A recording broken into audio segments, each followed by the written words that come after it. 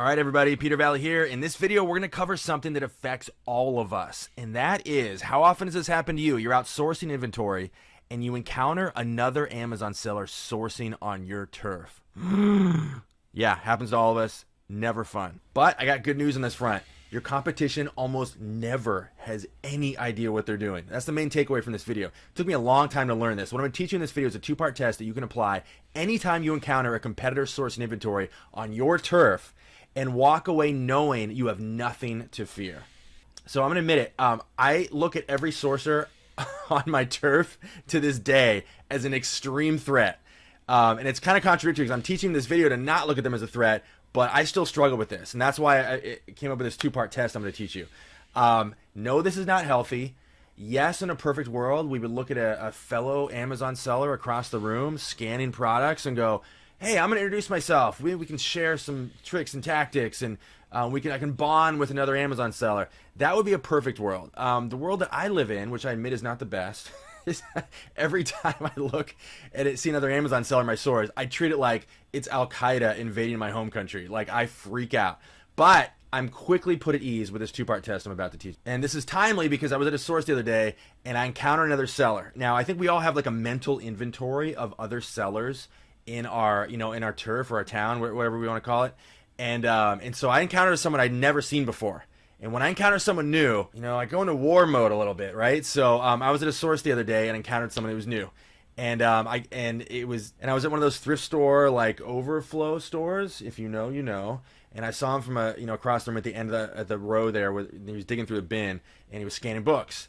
And I sat back and I watched him and I applied this two-part test and I walked away knowing I have nothing to fear when it comes to this guy. Okay, so I'll finish that story here in a second. So there's three types of competitors in my experience. And every time I encounter a competitor, or I've got my mental inventory of other people, other sellers, almost none of whom I know, which is probably kind of weird. If you're one of those really personal people that sees another Amazon seller in your turf and introduced yourself, and I'm not that guy. I'm not saying I shouldn't be that guy. I think you probably have it right.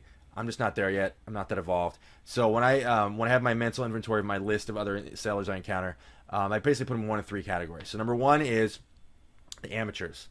The people you see now and then, they're regulars. Like, in other words, they're not foreign to you, but mostly through this two-part test I'm about to teach you, they have nothing to worry about. They're just not very good at what they do. And so they're not going to put a big dent in the pie, so to speak, of your potential inventory. So then you got your core competitors. Your core competitors are the Amazon sellers that you have sized up, and they're pretty competent. In other words, they legitimately do probably take inventory, a significant amount of inventory that you would have found yourself and that you could have sold. So I don't want to say they're like a threat. That's kind of harsh language. There's enough to go around, but you kind of wish they didn't exist, right? You know the people I'm talking about. And they're very consistent. That you see them at the library sales. You see, they're just always there. And they're probably pretty good at their jobs, okay? And three are trespassers. These are the new sellers you encounter that you've never seen before, and you have yet to put them in one of the other two categories. You don't know if they're amateurs that just really don't pose much of a threat, or if they're actually really, really competent. Maybe they just moved to town, or what. And so these are the people you have not sized up yet. So back to the story of this trespasser on my turf. So when I saw him, I do what I always do. Well, first thing I do, I have heart palpitations. I go through all the 5 stages of grief. I declare war on him and his ancestors. All those unhealthy things I mentioned, I go through those. But then after a few seconds have passed, come to my senses, I decide to assess whether or not this person is a threat, or rather, maybe a better way to put it is like, which of those first two categories do they fall in? So I sat back and I watched the guy. And I eventually, spoiler alert, I came to understand very quickly, which is almost always the case, by the way. I would say 98% of the time, I come away from these situations being completely comfortable that these people are not a threat in any way to my inventory. They're not going to eat into my pie at all. And I came away with feeling that way about this guy as well. And I did that through this two-part test. So let's get into it. Okay, so here it is. The two-part competition elimination test. You can put yourself at ease anytime you encounter any competitor in the field using this two-part test. Part one is the visual test. So this is where you sit back, hide behind like a bush in the Goodwill or whatever. You sit back and you assess them visually from a distance. And what I do is two parts to this. Number one, you look at their equipment. Have they actually invested in equipment? If they're using the camera on their phone, I'm sorry, no offense to Amazon sellers that are, I don't perceive you as a threat, okay? You're not a serious seller if you haven't actually invested in a barcode scanner.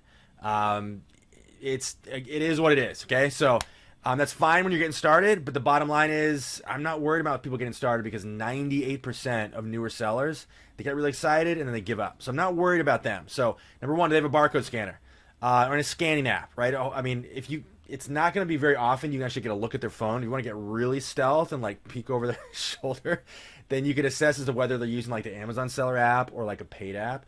If they're using Amazon seller app and they don't have a barcode scanner, they may as well not even exist in my mind. They're not a threat, not concerned about them in the slightest. Okay, so the second thing you're looking for is you're trying to assess their scanning methodology.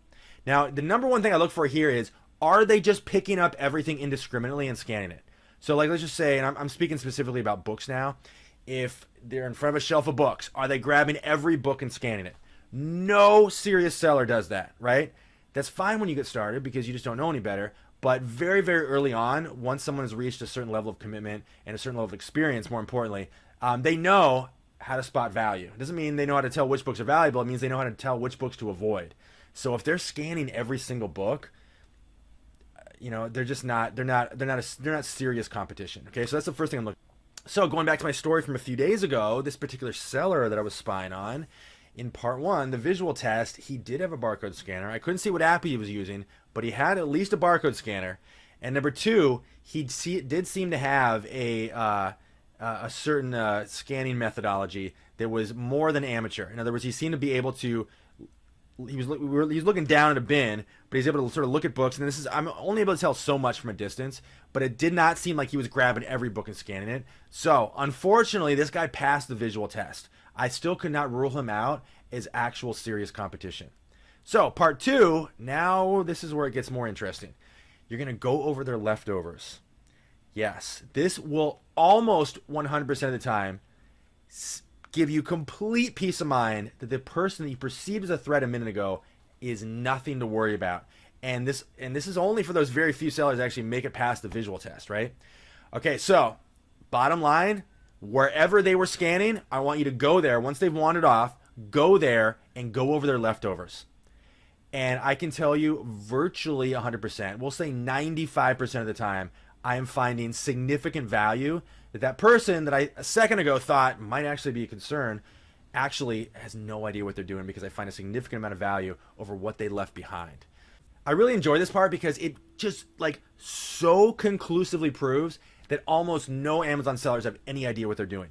Anytime you look at an Amazon seller who has rapidly scanned, a shelf of books, a table of books, or whatever the context is, and you go over their leftovers and you pull out significant amounts of value, it cements in your brain that almost no sellers have any idea what they're doing.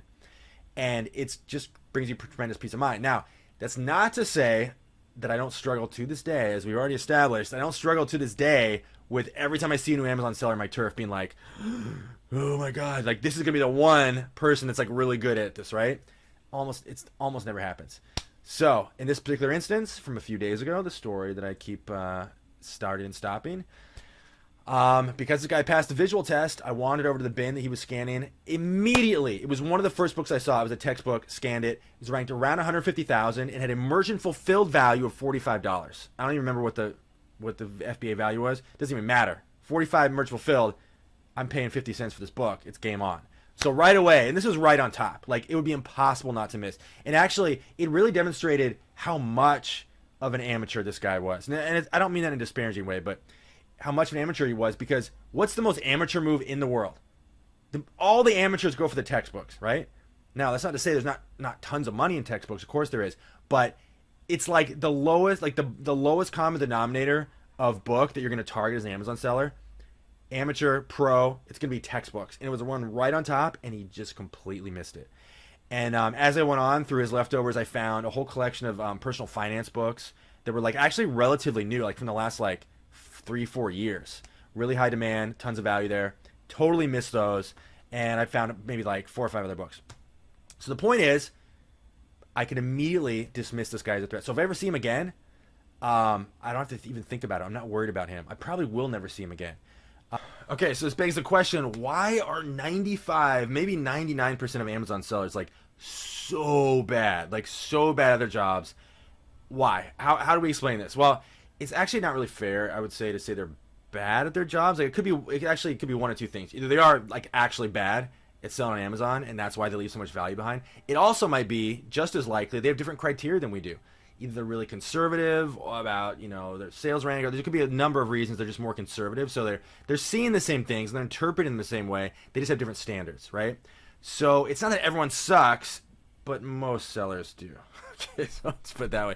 So let's get into all the reasons why you can have an Amazon seller and you have two Amazon sellers looking at the same books or whatever the inventory is, and and one of them walking away with a bunch of money and the other way walking away with none. How does that happen? There's a couple things. Okay, so number one, they are actually bad at selling on Amazon. Let's just get that out of the way. Yes, that happens. They could just be completely bad at their jobs, right? Okay, number two, they don't understand Amazon sales rank.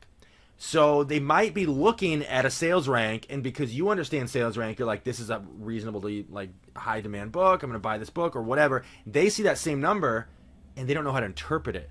So a number like 500,000, that sounds like a big number, right? If you don't know how to interpret sales rank, you're likely to look at that number and go, well, that book's never going to sell. So they might just not understand sales rank. Third reason that a seller might pass on something that you consider valuable is they have a more conservative sales rank criteria.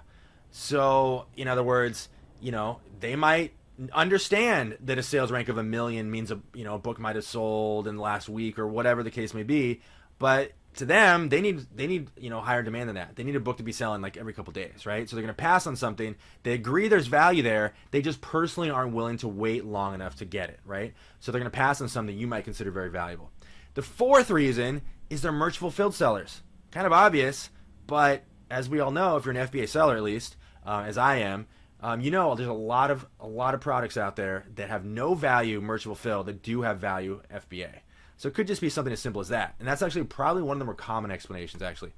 Number five, they've got way more conservative profit margins than you or I. So in other words, I might be content, walking away with $3 on something I'm spending 50 cents on, which I am. They might need a minimum of $7, right? We don't really know. So it could just be something as simple as that. Number six, the last one, they simply don't know how to spot value. So what this means is, and I want you to think about just about any source you go to, right? There's probably going to be more inventory, and I'm a bookseller, so more books in my case, than I ever have time to scan. So you've got to know how to get what to give your attention to and what to avoid. And people that aren't good at Amazon selling, they don't have enough experience yet, don't know how to spot value. They don't know how to look at something and say, this is not worth money, so I'm going to pass on this. And this probably is worth money, so I'm going to give my attention to this. They don't know how to allot their attention. So if you don't know where to devote your attention, you just either end up scanning everything, or you're just going to end up randomly picking books and scanning the wrong things. So it's very, very often the case. You've got people that just look at let's just say a giant bin of 1,000 books, and they know they can't scan everything, so they're just randomly plucking books out without any sort of formula to it, without any sort of criteria, without any sort of process going on in their brain about what they're focusing on versus what they're not. So that's a huge, huge reason. So, okay, recap. What did we learn in this video? Why you should never, almost never, be deterred by your Amazon selling competition when you see another sourcer out in the field. Number one, most Amazon sellers have no idea what they're doing. Number two, the ones that do, in many instances, have different buying criteria than we do. So they're not necessarily bad, they just don't know any better. And number three, you can quickly put yourself at ease if you encounter any competitor in the field by practicing the two-part competition elimination test that we just outlined. Very last thing I'll say, I don't talk about these enough. I have 3, and probably even more by the time you watch this, 3 web classes. These are full-blown, 40 to 60-minute web classes, on-demand web classes that I could probably charge for, and I'm just giving them away. And the reason I do this is honestly so I don't have to answer a lot of email. I can just go, hey, watch the web class. So you can see what they are right here. I may have even more by the time you watch this. You can hit the link below this video, FBAmastery.com. I really aim to allow you to build a business, an entire business, off of what I give away for free. So my web classes are a core part of that. So please check them out. Thank you guys for watching. Peter Valley signing off, and I'll see you guys in the next video.